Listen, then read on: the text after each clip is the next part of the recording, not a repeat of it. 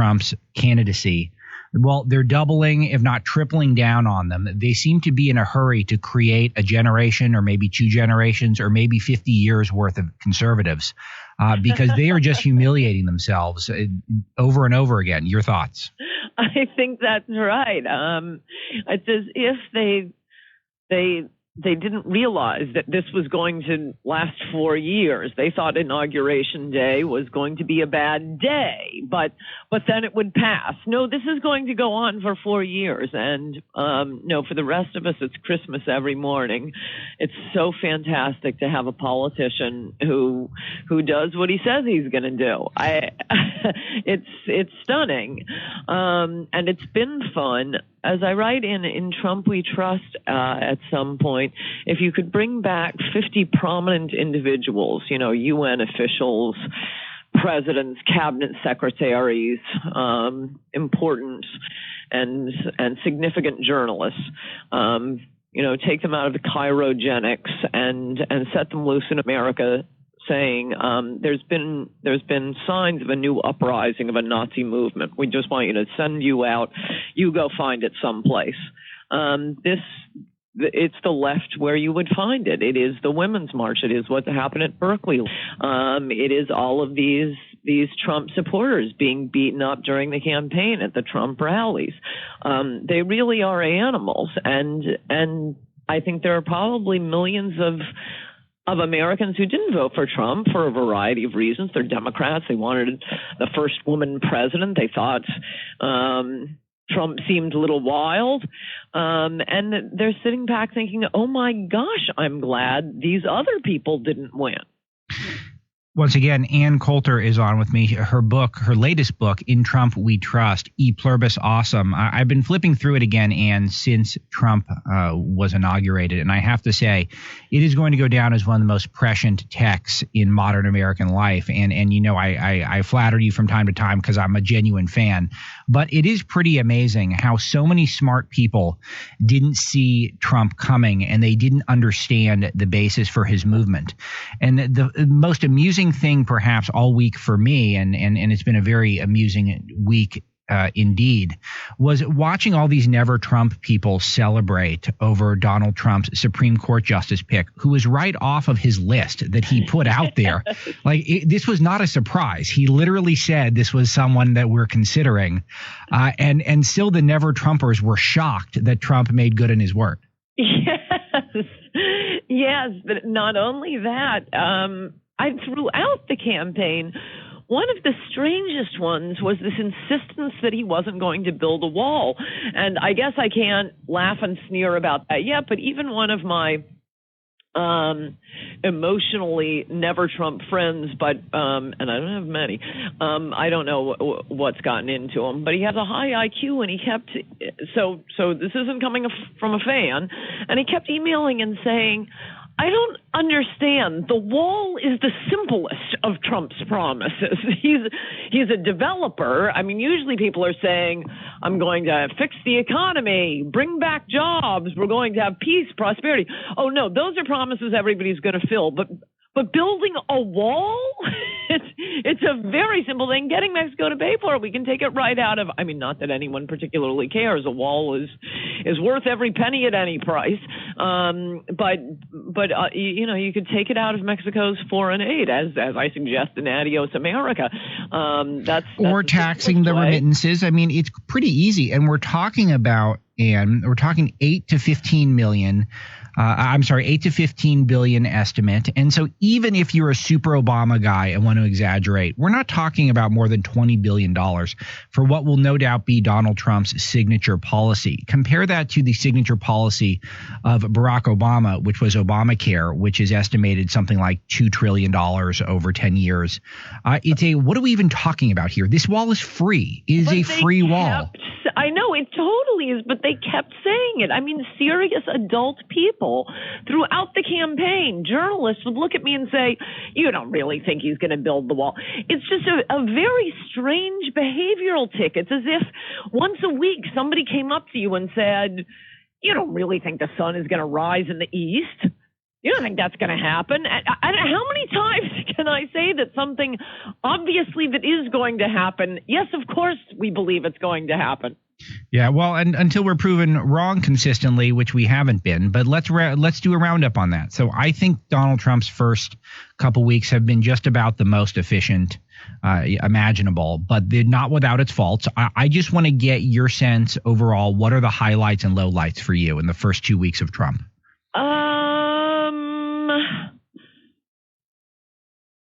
That's a good question. Well, the Muslim ban that isn't a ban or about Muslims.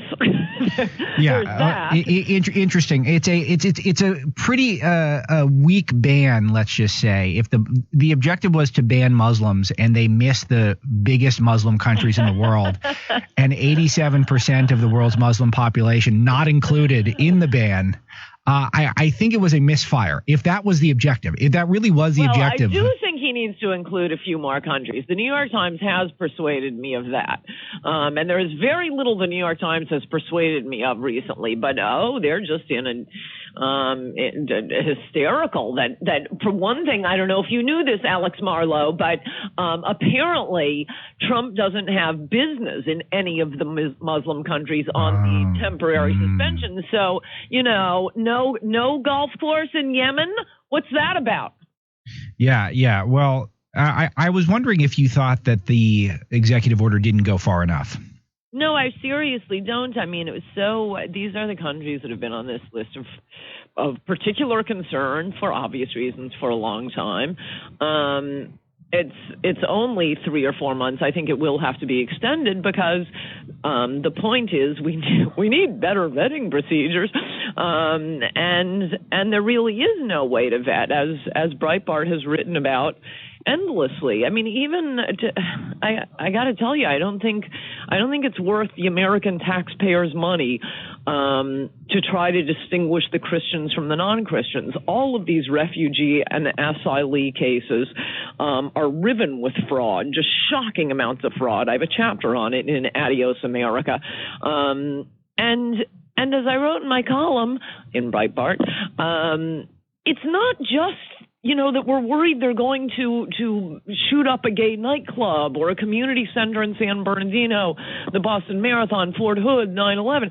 That isn't the only purpose to this. What's the upside? We keep bringing in all of these elderly, sickly, poor people. They aren't even fleeing. They aren't fleeing anything except not as good or free health care in Yemen as in America. We have our own poor people. We have our own elderly. And look at the rest of our party, Alex Marlowe, with Paul Ryan and the rest of them running around trying to cut back on Social Security and Medicare and Medicaid. No. How about once you guys start giving us more Social Security earlier and cutting our taxes, then we can resume bringing in the poor of the world. Now, among my criticisms of Trump in the first couple weeks, and mind you, I give him an A, if not an A- at worst, for the first 2 weeks. I'm very happy. But one of the things I give him A++++. And well, I'm going to point something out that I do wish with this rollout of the executive action on immigration and refugees. I do wish he came to the American people and actually walked them through the logic behind it, as opposed to just putting it out in the dead of night as a press release. And I think this left him open to criticism because I think, and tell me if you disagree with this, that one of the problems with conservatives and anyone on the right is they're so ineffective at communicating with people, and we don't try hard enough. I feel like people. That's a great point. I think that's really good. But I can't fully put the blame. I mean, it's something that has to be figured out and worked around. But when you have the entire media hysterically opposed to Trump, and their idea of giving the other side is, Meghan McCain. or Charlie Sykes, why don't you explain this ban to us? No, they won't put on anyone who can articulately defend Donald Trump or explain Donald Trump, which is, by the way, why they were all, sitting back, popping champagne, waiting for Hillary to win on election night. Yeah, well, there's only one circumstance where you're allowed to be an articulate Donald Trump spokesperson. That's if you have to spend 2/3 of the interview explaining why you're not a racist or a white supremacist, even if you have there's zero pieces of evidence. I'm literally looking at a story right now, Ann, that someone sent to me of Nancy Pelosi flat out calling Steve Bannon a white supremacist. There is zero evidence of that. We employ every race, ethnicity, sexual orientation, immigrants at Breitbart. There is no history of this. There's not one shade of evidence. And will this be obsessively played up as a lie on CNN and the rest of the media and the New York Times? Will she be condemned for lying in order to smear someone for political purposes? Of course not. And yet, Ann, if I were to go on TV, this is all I would have to talk about is explaining why I'm not a white supremacist. I think it would be worth the trouble, and I wouldn't bother explaining. I think the only appropriate response to something like that is laughter. I mean, let Nancy Pelosi prove she's not a space alien. Perhaps Breitbart should exclusively refer to her, maybe have a breaking news story about her being a space alien. No, this is all they had. It's like dealing with a 3-year-old calling you a poopy head. No, you don't go on TV and say, I am not a poopy head, and here is the evidence that I am not a poopy head. Look, you can see my head is absolutely not made of poop. No, you don't have a serious response to this kind of nonsense. That's wonderful. It's a wonderful explanation, a great way of illustrating it. Once again, Alex Marlow here, special edition of Breitbart News with Ann Coulter, the one and only. Catch her column at anncoulter.com and at Breitbart.com every Wednesday. Great books and #1 bestsellers pretty much across the board. In Trump We Trust, E Pluribus Awesome is the latest. Also, let's talk about, let's just continue with some of the issues. And I want to get your thoughts on Obamacare, which you were very excited about that being repealed and replaced. I had circled this one on my agenda as an issue where I did think the Republicans could screw this one up, and they're doing their best to prove me correct on this one. Drudge had some tweets that I thought were pretty perceptive, suggesting that it's really Congress's fault. Hard to disagree. Yeah. But we were told repeal and replace. They voted on it 50 some odd times. It meant nothing. Now everyone has the power. The Republicans have the power. What are they doing? No, I know it's very frustrating. They've had 8 years to work on this. I used to think the problem just in this past year because of campaign, the problem with Washington was, you have all these political consultants and pollsters and think tanks, and they really care more about keeping their parking places and their offices than they care about the country, which is why they've been selling the country out to please the donors and the cheap labor advocate all these years. I now think that it's a bunch of morons in the think tanks. I realized, which I also write about in Trump We Trust, the way all these politicians talk about Obamacare.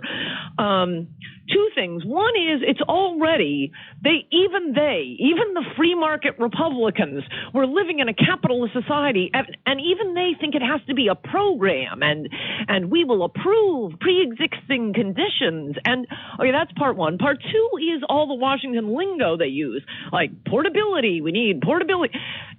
What I loved about Trump at these debates were the very first debate, which I describe in the book. He says you got to be able to buy insurance across state lines. It's crazy. I mean, he even said it in that wacky, ungrammatical way he has that is apparently eminently understandable to millions upon millions of Americans, but leave people like you and me sometimes scratching our heads. But I understood what he was saying. But he's talking about buying insurance across state lines. All the other Republicans on the stage didn't understand what he was talking about. That's all it is, Alex. We just want the free market applied to health insurance, and forget about boring us with your sob story cases. Okay, some of them are genuine sob stories. I don't mean to be unkind about that, but it's a tiny, tiny, tiny minority of people who just happen to have kids, or yes, they themselves but we can't are born make with some horrible condition. Yeah, we can't just make. Let me buy it on the free market the same way I buy shoes and books and milk and by the way, car insurance, renters insurance, homeowners insurance. Right, exactly. And we can't make all policy based off of a few sob stories, because we could play that game too, and we could win, but we don't play that game because we're trying to think about the 300 some odd million people in this country and what could best serve them. And yes, selectively applying the free markets and deciding this is a human right and this is a fundamental right, even though it's not a fundamental right. The right to health care insurance has never been something that you can't say that comes from God. You can't say that's an inalienable right to health care insurance. If it is, it's been taken away from me by Obamacare. I mean, the Soviets declared, everything a fundamental human right, and you couldn't get bread. Apparently, describing something as a fundamental human right is the fastest way to make sure there is none of it, and it's very expensive. Sell it on the free market, and you'll have plenty of it and lots of choices and everything you want. And I also loved something that Trump got attacked for in the debates that I also describe in Trump We Trust, that he said, because there are the three categories. Let's see, there are 319 million people in the country are in the category we were just describing. Please just let us buy this product, which is now illegal in America to purchase. That's the letter I got. My health insurance made illegal. Anyway, that's 319 million. Then there are a few million who are incompetent, lazy, they won't have health insurance. Okay, there, as Trump said in the debates, we'll take care of them on a different system. Maybe it's, Medicaid for all of them. Maybe they're poor, they're young, they're millennials. Whatever it is, we're not going to let people die in the street. A sentence that both Ted Cruz and Rand Paul attacked Trump for. Of course, we're not going to let people die in the street, but you don't have to wreck Ann's health care to take care of them. And then the third category, which is the tiniest category of all, are people who just got, a bad hand in life. And, people feel we're happy to help someone who was born with some genetic condition, or as a child born with that sort of condition. That's separate. We'll pay for them. We could give them all $10 million, and it would be cheaper than the current Obamacare. Now, Ann, I teased before the break that I wanted to ask you about the establishment, and I saw something that was really troubling. It seems like Joe Scarborough, pretty much the definition of an establishment type, a centrist guy who does the morning TV show that is pretty much watched exclusively by people in Washington. He was going on a tear against Stephen Miller, who's a longtime friend of mine. We both interned for Larry Elder in Los Angeles at about the same time, back to back, growing up in West Los Angeles. Also, in a fact that is not mentioned when we are both described as racist and white supremacists, that we both happen to work for a black gentleman, Larry Elder. But I feel like the establishment trying to scapegoat Stephen Miller for any sort of problems in the White House, it seems dirty. It seems dishonest. And I just wanted to know what your thoughts were on Stephen and any sort of establishment attempts to undermine Trump at this point. Well, I will give our opposition credit. They have figured out the most powerful nerve center besides Trump himself within the Trump White House. It would be great for them to take out Trump. This is when we ought to be throwing a party for Stephen Miller and saying, congratulations, they can't call you dumb. They realize you're the one a very important component. Yeah. He's brilliant. What I would like to do is go back to when you and he were growing up in LA and, get a hold of the soil conditions or the water or something. Because the two of you, oh my gosh, so patriotic, so smart. You love your country. I was describing Steve Miller to, I don't know, some reporter recently, and I was on the plane at the time. So I was writing out adjectives, and at the end of the sentence, I said, I'm not just listing adjectives. I'm actually pausing and thinking about each one. But the main ones are brilliant and patriotic, and the same with you. And to have that in these young kids out of all places, Los Angeles, and then a few years later, well, I won't even say her name, otherwise she'll start being attacked by, yes. by the opposition will figure out the other person they need to take out of the Trump White House. But oh my gosh, thank God, not taking the Lord's name in vain. I mean it literally, that Stephen Miller is on our side. I met him at a restoration weekend. Down in Palm Beach. Oh yeah, that's one of David Horowitz's hate conferences, right? Where you guys get together and decide who you're going to hate on and discriminate against this year. No, but Stephen Miller he was a top Jeff Sessions aide. Now he's a top aide to President Trump, and he's someone who really is integral to the intellectual base, the intellectual force behind the Donald Trump rise that no one aside from you and Breitbart and a handful of others and actually gave Trump credit for. And this is why Joe Scarborough is so mad at him. It's not that Stephen Miller did anything wrong or that Scarborough has any insight into it. It's about that Stephen Miller is an effective force inside politics right now, pushing the Republican Party to this anti-establishment, anti-globalist, Trumpian agenda. Yes, he's very, very bright, and it always struck me. I mean, especially kids from Los Angeles, the very epitome of coastal elites. How seriously and genuinely Stephen Miller cared about working class Americans. I mean, he's such a perfect fit for Trump. And it would just, casually come up in conversation. What was driving him crazy, that they were being screwed over. I didn't see that. I'm never up early enough to see Morning Joe.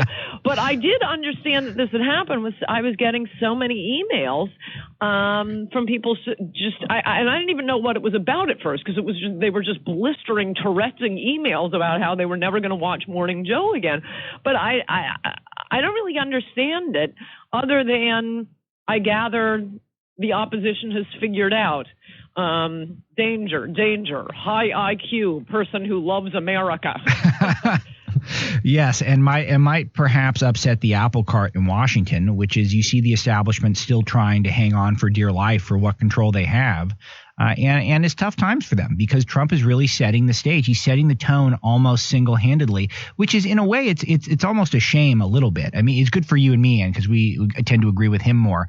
But you would like it that it just wasn't one guy and a couple advisors who were setting the whole narrative for all of Washington, D.C. You'd wish there were more people involved with that shared vision.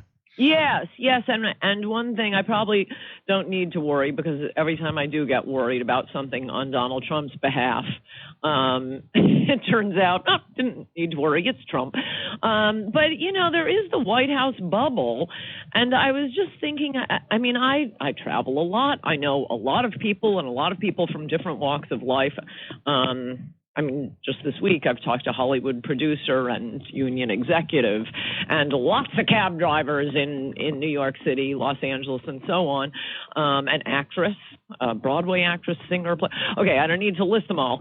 But it's been amazing to me how popular the non-Muslim ban is, and how popular Donald Trump is, and in particular with, not that I'm not a liberal. I don't think immigrants' opinions are more important than American opinions. But it's interesting because, contrary to the media narrative, lots of immigrants in this country wild about Trump, wild about the Muslim ban. I mean, out there in the middle of the country, he is more beloved than he was the day he was inaugurated. And by the way, got a larger crowd than Obama.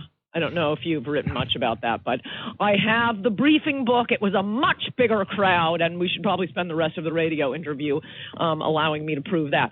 But I kind of think he needs a rally in Washington or someplace. I like this idea. Go out to America to get here's the problem, though, Ann, and this is something that I've talked about in the context of in the context of Trump's rally numbers or the inauguration numbers, which are irrelevant to me because of one reason, is that people who, first of all, live outside of the D.C. Beltway have to travel in further distances. But more importantly, they're intimidated by the threat of actual violence. And I want to ask you about your thoughts on what happened at my alma mater, Berkeley, earlier this week. But in general, this culture that I think has been enabled by the establishment media, CNN and New York Times, first among the list, that if they keep calling people fascist and white supremacists and Nazis, then why wouldn't there be violent riots against them? The problem is they're lying and they're putting innocent people in danger to do it. No, it is the rise of a genuinely violent fascist movement. And just it would be as if, the Nazis went around complaining about how the Jews were attacking them and oppressing them. That's basically what we have going on now. I was surprised that Trump continued to have, the big event during the campaign was when they shut down that Chicago rally of Donald Trump's. Right. And which Ted Cruz blamed on Trump himself, by the way, which I could never get over that. Yes. That was really separated the mice from the men. And I think that was when your old mentor, David Horowitz, threw down totally for Trump and said, no, this cannot be tolerated.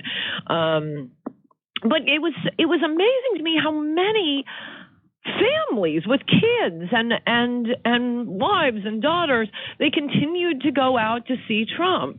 It is like my college speeches, something I've been doing for a long time. You'll have 20 speeches that are fine, and then suddenly, bam, the violent mobs show up, and we're going out to dinner. You never know when it's going to happen, so you have to be prepared all the time.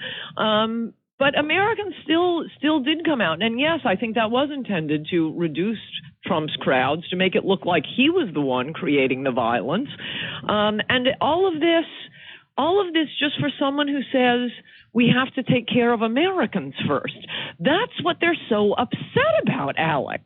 Well, and not just that, they actually want increased immigration and increased refugees from these regions where we know we're not going to be able to vet them perfectly, because that's the alternative to scaling back the refugees and scaling back immigration.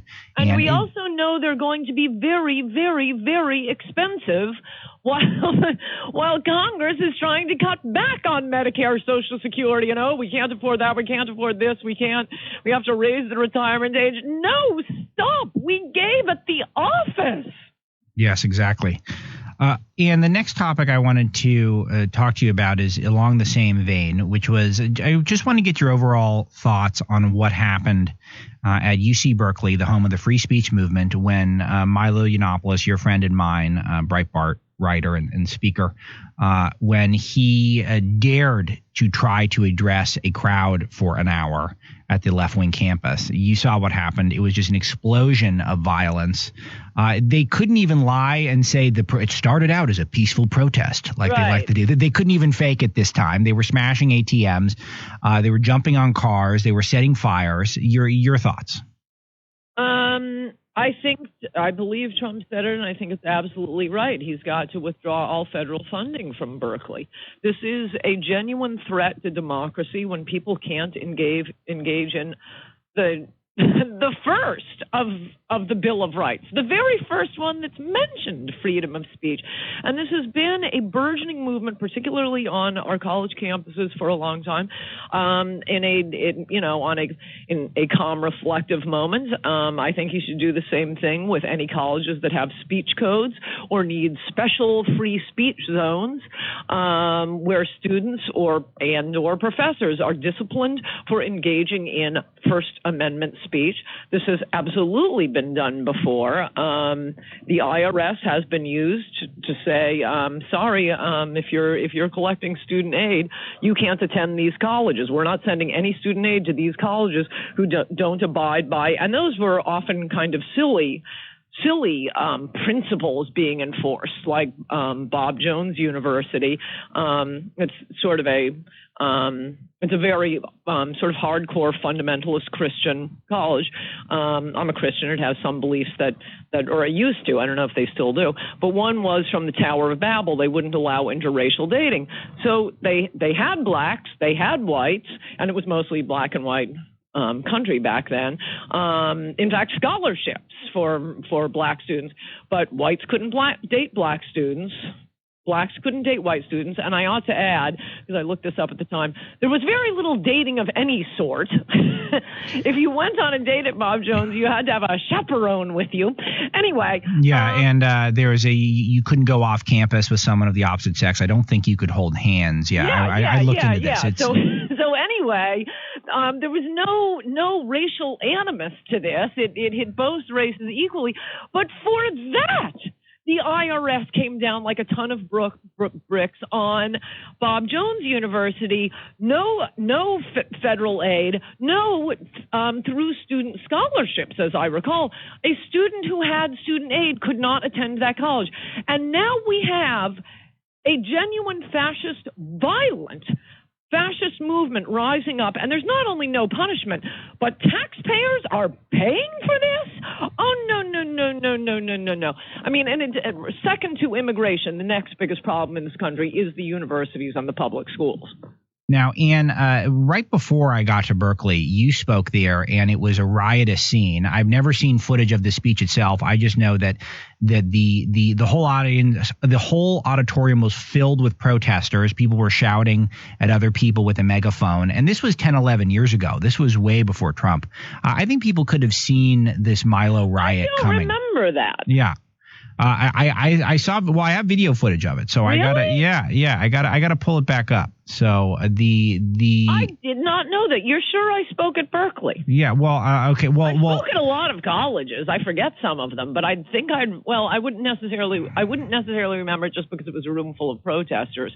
But I don't remember that one. I can name a bunch of other colleges where similar things happened. Well, I'm pretty positive on this one. In the outside chance I'm incorrect, I don't think that hurts my point. That you're old hat at this thing, and you're very provocative, and you don't go quite to the level of trolling that Milo does.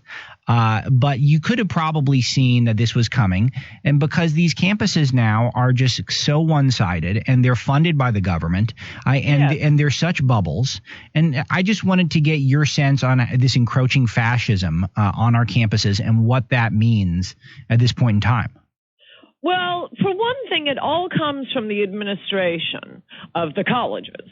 There's no question about that. These are not spontaneous movements. It is, described in my book, demonic on groupthink and mob behavior. But these are particularly lickspittle students who want to please the professor. And they know damned well their professors are opposed to everything Ann Coulter says and everything Milo says. And it's just like, presenting a polished apple to the teacher. Oh, teacher, here, I brought you a gift today. I went and protested Ann Coulter. And they don't really know much because, I mean, what's surprising about Berkeley, I think I would say, is, and I write about this at the beginning of, I think it's, if Democrats had any brains, they'd be Republicans. I described the college speeches, and at the risk of being snobbish, but still telling you what the truth is, it doesn't tend to happen at the Ivy League schools. Berkeley is weird. That is a very weird. That's why I think I would have remembered that, because that would have been a wacky and wild exception to the rule. The worst ones are the Jesuit colleges and the community colleges. I mean, at Harvard and Yale, and I've spoken at both places many times, Wellesley, Smith, my own alma mater, Cornell. The kids are too they want to challenge you intellectually. They'd be embarrassed to throw something. Though I do think there is a new movement kind of sweeping through here. But at some of these schools, we'd be organized. We were ready to go. I'd give the speech. They could stand up at the mics. I would take questions until, they had collapsed from exhaustion. And usually at the tougher schools to get into, that's how they want to be you. They want to ask you a question and outsmart you. It's when it is a 3-year-old who doesn't have the power of speech or logic and just throws food. So it would tend to be the lesser colleges. The other thing is when we would be prepared and have college Republicans and large men prepared to throw out any hecklers, sometimes the members of the administration would stop people, our people who had rented the room, had paid for me to come speak. Someone comes to disrupt it, starts heckling. They try to remove the heckler. And an administrator, this happened at Syracuse University, some dean of students stepped forward and said, you can't remove the heckler because you're interfering with his free speech rights. Wow. Ann Coulter is my guest. Alex Marlowe, a Breitbart News special on Sirius XM 125. Thanks for joining us.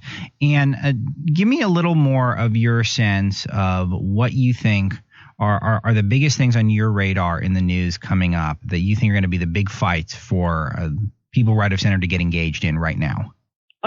Immigration. What? And you care about immigration the most? This is a surprise to me. My goodness.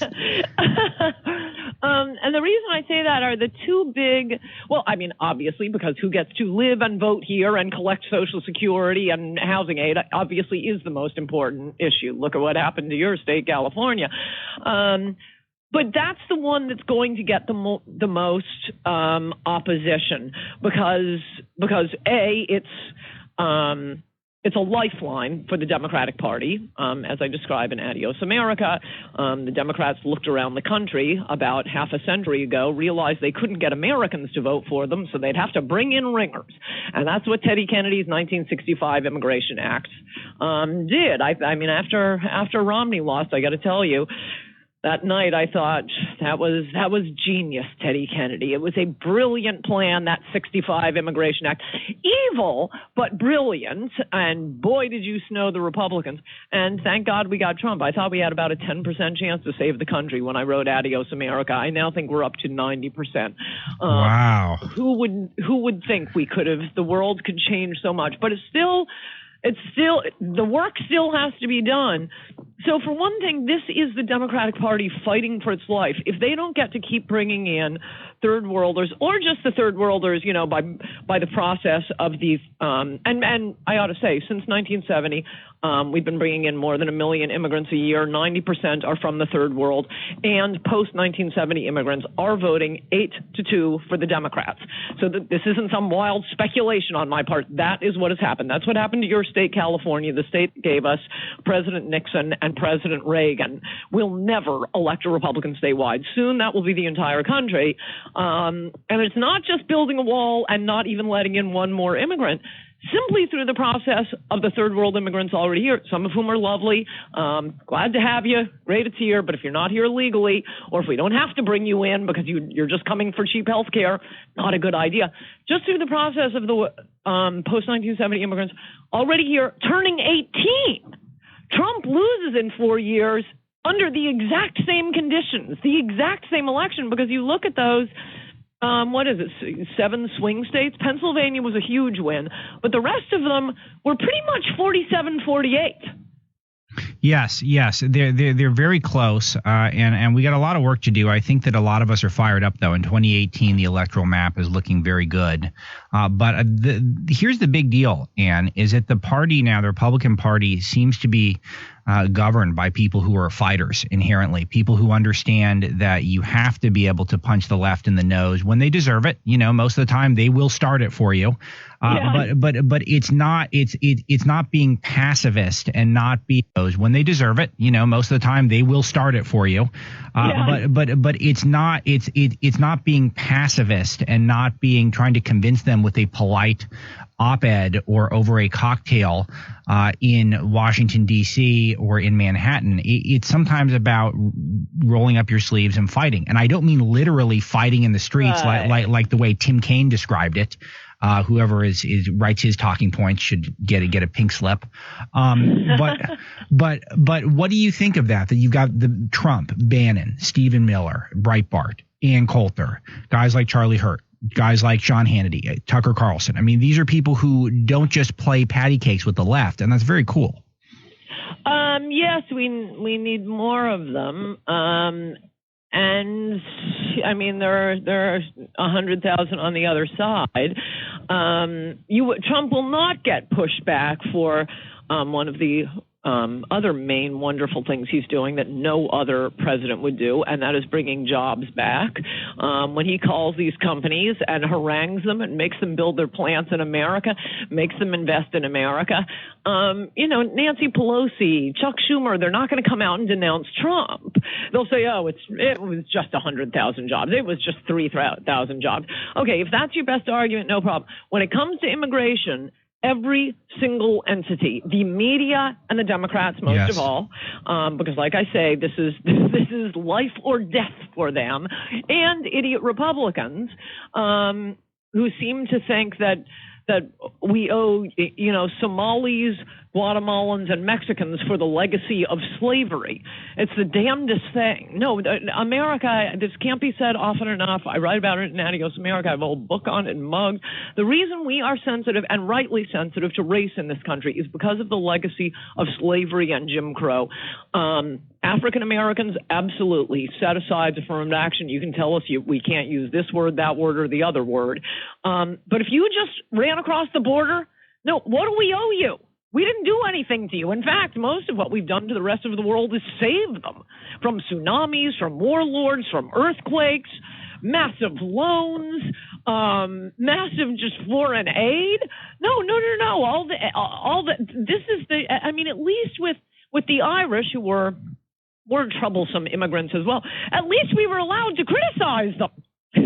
If we hadn't been allowed to criticize the Irish, and including the Irish criticizing themselves, I might add, it was Irish priests whipping those drunkards into shape. Now I think the Irish are if not one of the top earning demographics in the country. But no, now we have to treat, every third worlder living off the American taxpayer as if this is an American black we owe for the legacy of slavery and Jim Crow.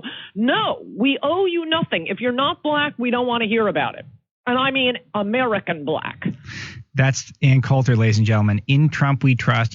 E Pluribus Awesome is her latest book. You also go to AnnCoulter.com. Check out her column every Wednesday at Breitbart.com. This has been a Sirius XM Patriot 125 special with me, Alexander Marlowe, editor-in-chief of Breitbart News. Thanks a lot to producer Paul for putting this together. Exciting special. Glad to have these long-form talks with one of the great thinkers and a hilarious person in her own right, Ann Coulter. And we got about a minute left. Just I'm turning the floor back over to you. Any other parting comments right now? First couple weeks of Trump, what do you think? Well, I'm just exhausted from winning so much, Alex. I mean, if this is what the first... He wasn't joking. I feel the same way. It's literally tiring to me. I'm not getting enough sleep because there's too much winning to do. I know. We're going to call him and say, President Trump, you've got to stop winning. No, I'm absolutely, positively thrilled. It looks like he is going to keep all the promises. I'm so happy we elected a workaholic, a germophobic, and a cheap Scot, or as we call ourselves, thrifty. Well done, Ann Coulter. Thanks so much. Good to talk to you, Alex. Talk to you soon. Bye-bye.